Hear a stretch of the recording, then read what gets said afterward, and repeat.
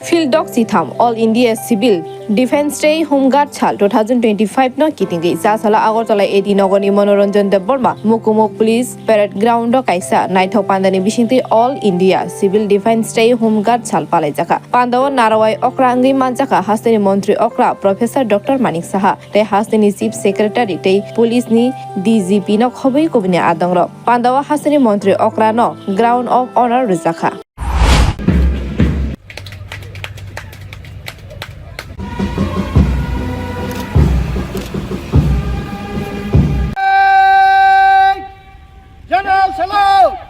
Salam, hey, shaf.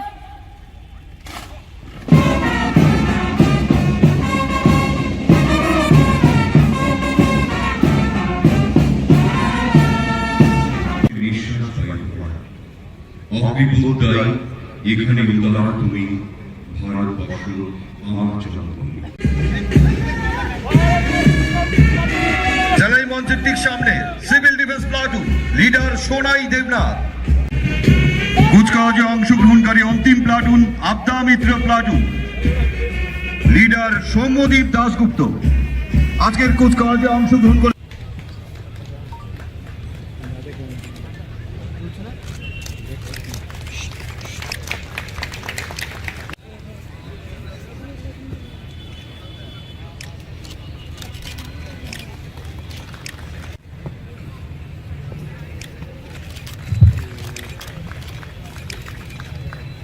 आने के बाद देखा इस बार और भी डेवलप हुआ बहुत ज़्यादा यहाँ पर जो हम लोग इमरजेंसी में जो ज़रूरत है उससे मैंने देखा काफ़ी हद तक इंस्ट्रूमेंटेशन बोलो मैन पावर बोलो हर चीज़ में मैंने देखा काफ़ी हद तक डेवलप हुआ और डेवलप होना ही है।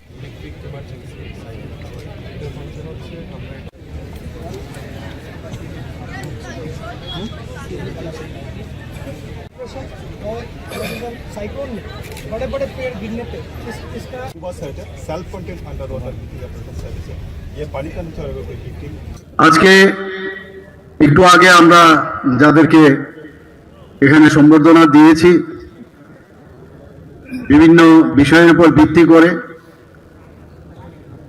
আমি এর আগেও এখানে এসেছি, কিন্তু এবার আমি যেটা দেখলাম যে আমাদের যারা এখানে সিভিল ডিফেন্স হোমগার্ড থেকে আরম্ভ করে আবদা মিত্র সবার এখানে যে প্যারেড আমরা দেখলাম গত বছরের তুলনায় এবারের যে তাদের যে প্যারেড তাদের রাইট টার্ন লেফট টার্ন এবং সাবধান বিশ্রাম আমার কাছে মনে হলো গত বছরের তুলনায় অনেক বেশি তাদের শ্রীবৃদ্ধি ঘটেছে। এর জন্য ওনাদেরকে আমি ধন্যবাদ দিতে চাই। প্রতি বছর 6ই ডিসেম্বর অসামরিক প্রতিরক্ষা এবং গৃহরক্ষী বাহিনী দিবস পালন করা হয়। এবছর আমরা 63তম সর্বভারতীয় অসামরিক যে প্রতিরক্ষা এবং গৃহরক্ষী বাহিনী দিবস হিসাবে পালন করছি। মানবিকতার পাশাপাশি দুর্যোগ মোকাবেলায় অসামরিক প্রতিরক্ষা এবং গৃহরক্ষী স্বেচ্ছাসেবকদের নিঃস্বার্থভাবে কাজ এবং আত্মত্যাগের যে নিদর্শন হিসাবে আমরা এই দিনটি সবসময় আমরা উদযাপন করে থাকি। 63rd all India civil defence and হোমগার্ডস day 2025 উপলক্ষে আমি সিভিল ডিফেন্স গৃহরক্ষী বাহিনী ও আবদা মিত্র সহ সকল স্বেচ্ছাসেবকদের আন্তরিক শুভেচ্ছা ও অভিনন্দন জানাচ্ছি। বিপর্যয় এবং দুর্যোগ মোকাবেলায় আপনাদের অসাধারণ সেবামূলক ভূমিকার জন্য আন্তরিক কৃতজ্ঞতা প্রকাশ করছি। অসহায় আর্ত মানুষের পাশে আপনাদের উজ্জ্বল উপস্থিতি নিঃসন্দেহে সেই সব মানুষের মনে ভরসার সৃষ্টি হয় যা সেবারে মহান দৃষ্টান্ত। ভারতে 1968 সালে অসামরিক প্রতিরক্ষা আইনি মর্যাদা পেলেও ত্রিপুরায় 1971 সালের ভারত বাংলা যুদ্ধের সময় অসামরিক প্রতিরক্ষা তার স্বীকৃতি পায়। আগে অসামরিক প্রতিরক্ষার বিষয়টি পশ্চিম ত্রিপুরা জেলার জেলাশাসক ও সমাহর্তার নিয়ন্ত্রণে ছিল, কিন্তু তারপরে আমরা 2019 সালে রাজ্য সরকারের স্বরাষ্ট্র দপ্তর এবং পরবর্তীতে সালে রাজস্ব দপ্তরের কাছে স্থানান্তরিত করি। রাজস্ব দপ্তরের অধীনে আসার পর ত্রিপুরায় সিভিল ডিফেন্স কার্যক্রম 2021 সালের জুলাই মাসে রাজ্যের সমস্ত জেলায় সেটা সম্প্রসারিত হয়। বর্তমানে আমাদের 8টি জেলায় সিভিল ডিফেন্স রয়েছে। এডিএম ও কালেক্টরগণ সংশ্লিষ্ট জেলার সিভিল ডিফেন্সের নিয়ামক হিসাবে মনোনীত করা হয়েছে। ত্রাণ, পুনর্বাসন ও দুর্যোগ ব্যবস্থাপনা দপ্তরের ডিরেক্টরকে রাজ্যে সিভিল ডিফেন্সের ডিরেক্টর হিসাবে মনোনীত করা হয়েছে। বর্তমানে আমাদের রাজ্যে প্রায় 5000 প্রশিক্ষিত সিভিল ডিফেন্স স্বেচ্ছাসেবক নিয়োজিত রয়েছেন। সেন্ট্রাল ট্রেনিং ইনস্টিটিউট এবং জেলা স্তরে চিহ্নিত প্রশিক্ষণ কেন্দ্রগুলোতে নিয়মিত প্রশিক্ষণ কর্মসূচি চলছে। রাজ্য সরকারের সিদ্ধান্ত অনুযায়ী আগামী দিনে আমরা মোট জনসংখ্যার 1% সিভিল ডিফেন্স স্বেচ্ছাসেবককে পৌঁছানোর লক্ষ্যমাত্রা নিয়েছি। সিভিল ডিফেন্স স্বেচ্ছাসেবকদের প্রশিক্ষণের জন্য রাজ্য সরকারের লক্ষ্য ছাড়াও এই বছর ভারত সরকারও সিভিল ডিফেন্স স্বেচ্ছাসেবকদের দক্ষতা বৃদ্ধির উপর একটি প্রকল্প বাস্তবায়ন করছে। 2026 সালের 31 মার্চের মধ্যে প্রায় 3000 সিভিল ডিফেন্স স্বেচ্ছাসেবক প্রশিক্ষণ দেওয়া হবে। স্বেচ্ছাসেবকদের কাছ থেকে সক্রিয় সমর্থন নিশ্চিত করতে এবং তাদেরকে স্বেচ্ছায় সেবার প্রতি উৎসাহিত করতে রাজ্য স্তরে নীতিগত সিদ্ধান্ত নেওয়া হয়েছে। প্রশিক্ষিত স্বেচ্ছাসেবকদের সাধারণ এবং বিপর্যয় উভয় পরিস্থিতিতে বিপর্যয় ব্যবস্থাপনার কাজে ব্যবহার করা হবে। হেলমেট পর্যন্ত নেই। রাস্তায় উভয় পাশ দিয়ে তখন বিভিন্ন রকমের যানবাহন পথচারী অবিরাম চলাফেরা করছে। এমন সময় হঠাৎ করে ওই দুই বাইক আমি একটি গাড়িকে ওভারটেক করতে গিয়ে দুই পথচারীকে সজোরে ধাক্কা দিয়ে পালিয়ে যাওয়ার সময় অপর দিক থেকে দ্রুত গতিতে আসা একটি গাড়ির সাথে সজোরে ধাক্কা দিয়ে রাস্তায় ছিটকে পড়ে যায়।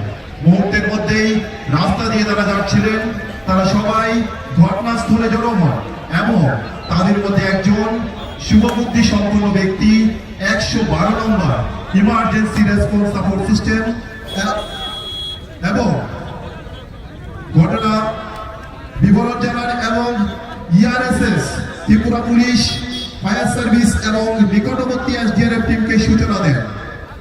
ঘটনাস্থলে যারা জড়ো হয়েছিলেন তাদের মধ্যে কিছু লোক নিজেদের মোবাইলে দুর্ঘটনার ছবি উঠাচ্ছিলেন এবং আরো কিছু লোক মোবাইলে ভিডিও করে লাইভ টেলিকাস্ট করতে ব্যস্ত। অন্যদিকে আহত ব্যক্তিরা সাহায্যের জন্য আত্মনাদ করছেন। যে গাড়িটির সাথে দুর্ঘটনা হয়েছিল সেই গাড়িটি আহত ব্যক্তিদের ফেলে পালিয়ে যায়। এইদিকে আমরা দেখতে পাচ্ছি খবর পাওয়ার সঙ্গে সঙ্গে নিকটবর্তী থানা থেকে পুলিশ ঘটনাস্থলে এসে পৌঁছান এবং ল অ্যান্ড অর্ডার নিয়ন্ত্রণে নিয়োজিত হন। আমরা দেখতে পাচ্ছি কিছু ব্যক্তি ঘটনাস্থলে এসে বিভিন্ন রকম সমস্যা সৃষ্টি করছে।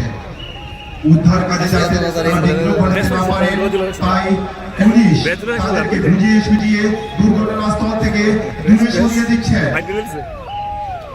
ইতিমধ্যে আমরা দেখতে পাচ্ছি এসডিআরএফ টিম ঘটনাস্থলে এসে পৌঁছে গেছে এবং দুর্ঘটনাগ্রস্ত ব্যক্তিদের অবস্থা মূল্যায়ন করবেন এবং যত দ্রুত সম্ভব ওনাদেরকে প্রাথমিক চিকিৎসা প্রদান করে নিকটবর্তী হসপিটালে পাঠানোর ব্যবস্থা করবেন।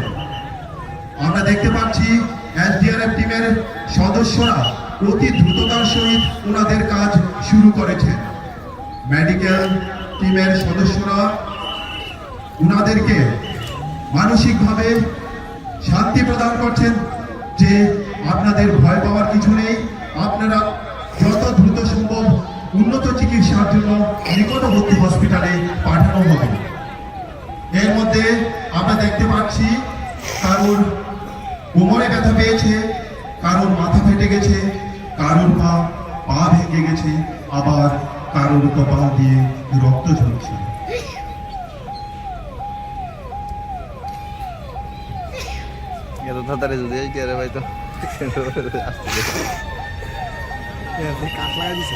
আমরা ত্রিপুরা ফায়ার অ্যান্ড ইমার্জেন্সি সার্ভিসের কর্মীরা দ্রুত গতিতে ঘটনাস্থলে এসে পৌঁছে গেছেন এবং কিছুক্ষণের মধ্যে ওনারা এসডিআরএফ টিমের সদস্যদের সাথে উদ্ধার কাজে সাহায্য করবেন। ত্রিপুরা ফায়ার অ্যান্ড ইমার্জেন্সি সার্ভিসের কর্মীরা এসডিআরএফ টিমের সদস্যদের কাছ থেকে প্রাথমিক চিকিৎসা পাওয়া ব্যক্তিদের চিকিৎসার জন্য নিকটবর্তী হসপিটালে নিয়ে যাচ্ছে।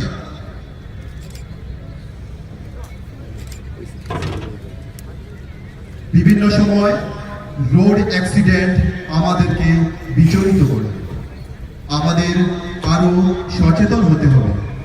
বাইক চালানোর সময় হেলমেট অবশ্যই পরতে হবে, গাড়ি চালানোর সময় সিট বেল্ট লাগাতে হবে, ট্রাফিক আইন মেনে চলতে হবে।